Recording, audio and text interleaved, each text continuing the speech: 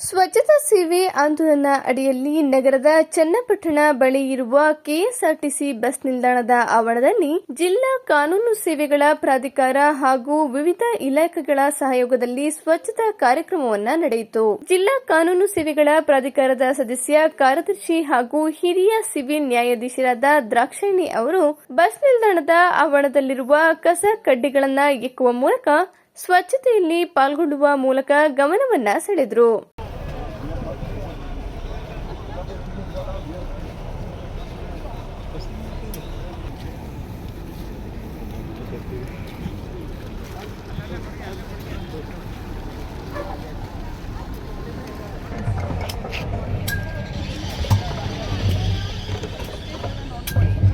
ಬಳಿಕ ಮಾತನಾಡಿದ ಅವರು 2014 ಅಕ್ಟೋಬರ್ 2ರಂದು ಪ್ರಧಾನಿ ನರೇಂದ್ರ ಮೋದಿ ಅವರು ಸ್ವಚ್ಛ ಭಾರತ್ ಅಭಿಯಾನಕ್ಕೆ ಕರೆ ನೀಡಿದ ಕರೆ ಹಿನ್ನೆಲೆಯಲ್ಲಿ ಪ್ರತಿ ವರ್ಷ ವಿವಿಧ ಇಲಾಖೆಗಳು ಸ್ವಚ್ಛತಾ ಕಾರ್ಯದಲ್ಲಿ ಪಾಲ್ಗೊಂಡಿವೆ. ಅದರಂತೆ ಕಾನೂನು ಸೇವೆಗಳ ಪ್ರಾಧಿಕಾರದ ವತಿಯಿಂದ ಇಂದು ಕೆಎಸ್ಆರ್ಟಿಸಿ ಬಸ್ ನಿಲ್ದಾಣದಲ್ಲಿ ಸ್ವಚ್ಛತಾ ಕಾರ್ಯದಲ್ಲಿ ಪಾಲ್ಗೊಂಡಿದ್ದೇವೆ ಎಂದರು. ಅಕ್ಟೋಬರ್ 2ರವರೆಗೆ ನಡೆಯಲಿರುವ ಈ ಕಾರ್ಯಕ್ರಮದಲ್ಲಿ ಪ್ರತಿಯೊಬ್ಬರೂ ಕೈಜೋಡಿಸಿ ಹಾಸನ ನಗರವನ್ನ ಸ್ವಚ್ಛ ಹಾಗೂ ಸುಂದರವಾಗಿಸುವ ನಿಟ್ಟಿನಲ್ಲಿ ಮುಂದಾಗಬೇಕು.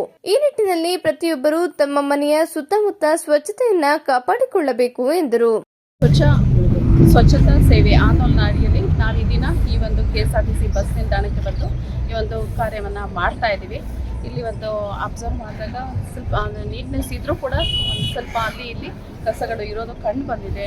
ಆದರೆ ಒಂದು ಯಾವ ಒಂದು ನೆನಪಿನಲ್ಲಿ ನಾವು ಇದನ್ನು ಮಾಡ್ತಾ ಇದ್ದೀವಿ ಅಂದರೆ 2014 ಅಕ್ಟೋಬರ್ 2ರಂದು ನಮ್ಮ ಪ್ರಧಾನಮಂತ್ರಿ ನರೇಂದ್ರ ಮೋದಿಜಿಯವರ ಒಂದು ಅವರು ಈ ಒಂದು ಕಾರ್ಯಕ್ರಮಕ್ಕೆ ಚಾಲನೆಯನ್ನು ನೀಡಿದ್ದು, ಆದ್ದರಿಂದ ಈ ಕಾರ್ಯಕ್ರಮವನ್ನು ನಾವು ನಡೆಸ್ತಾ ಬಂದಿದ್ದೀವಿ. ಈ ವರ್ಷ 2024ರಲ್ಲಿ ಸೆಪ್ಟೆಂಬರ್ 2014ರಿಂದ ಅಕ್ಟೋಬರ್ 2ನೇ ತಾರೀಕಿನವರೆಗೆ ನಾವೊಂದು ಈ ಕಾರ್ಯಕ್ರಮವನ್ನು ಹಮ್ಮಿಕೊಂಡು ಒಂದು ಇಡೀ ಹಾಸನ ನಗರವನ್ನು ಸ್ವಚ್ಛತೆ ಮಾಡುವಂಥ ಒಂದು ದಾಪುಗಾಲನ್ನು ಇಟ್ಟಿದ್ದೇವೆ. ಇದರಲ್ಲಿ ಎಲ್ಲರೂ ಒಂದು ಸಹಕಾರ ಇರಬೇಕು.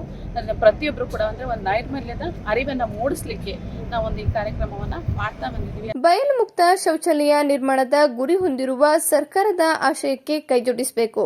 ಎಲ್ಲೆಂದರಲ್ಲಿ ಮೂತ್ರ ಹಾಗೂ ಮಲ ವಿಸರ್ಜನೆ ಮಾಡದೆ ಶೌಚಾಲಯಗಳನ್ನು ಬಳಸಿಕೊಳ್ಳಬೇಕು. ಅಲ್ಲದೆ ಕಸವನ್ನ ಎಲ್ಲೆಂದರಲ್ಲಿ ಬಿಸಾಡದೆ ಸ್ವಚ್ಛತೆ ಕಾಪಾಡಲು ಎಲ್ಲರೂ ಮುಂದಾಗಬೇಕು ಎಂದ ಅವರು, ಮುಂದಿನ ದಿನಗಳಲ್ಲಿ ಬಸ್ ನಿಲ್ದಾಣದ ಆವರಣದ ಖಾಲಿ ಜಾಗಗಳಲ್ಲಿ ಇನ್ನಷ್ಟು ಗಿಡ ಹಾಗೂ ಹೂವಿನ ಗಿಡಗಳನ್ನು ನೆಡಲು ಸೂಚನೆಯನ್ನ ನೀಡಲಾಗುವುದು ಎಂದರು.